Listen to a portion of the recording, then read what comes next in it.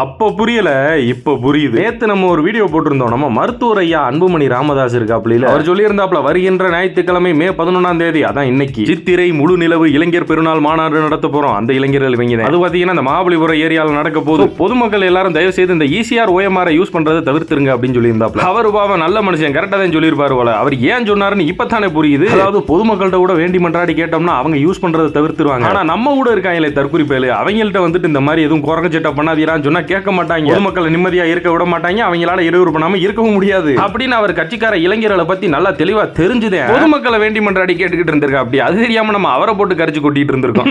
பாவத்தை பாத்தியெல்லாம் நடு ரோட்ல இருந்து த்ரோபால் விளையாண்டுட்டு இருக்காங்க. அதாவது நாங்க இந்த மாநாடு வச்சுக்கிட்டு இருக்கோம், நீ இந்த ரோட நிம்மதியா யூஸ் பண்ணிருவியா அப்படின்ற மாதிரி பர்பஸ்ஃபுல்லா அவங்க பண்றாங்க. அதாவது நான் எந்த கட்சின்னு சொல்ல மறந்துட்டேன். நம்ம மருத்துவர் ஐயா அன்புமணி ராமதாஸ் சொல்லும் போதே உங்களுக்கே தெரிஞ்சிருக்கும் நம்ம பாட்டாளி மக்கள் கட்சி தான், வேற எதுவும் இல்ல. பஸ் கார்லாம் வருதுப்பா, சொன்னா கேட்க மாட்டீங்களா, ஓரமா போய் நில்லுங்கப்பா அப்படின்ற மாதிரி போலீஸ் சொல்லியும் நாங்க இப்படிதான் பண்ணுவோம், நாங்க யாரும் தெரியும்ல அப்படின்னு சொல்லி விளையாண்டுகிட்டு இருந்திருக்காங்க அந்த ரோட்ல. இதுதான்ப்பா நல்லா பாத்துக்கிட்டீங்களா, சித்திரை முழு நிலவு இளைஞர் பெருவிழா. என்ன படிக்கிற?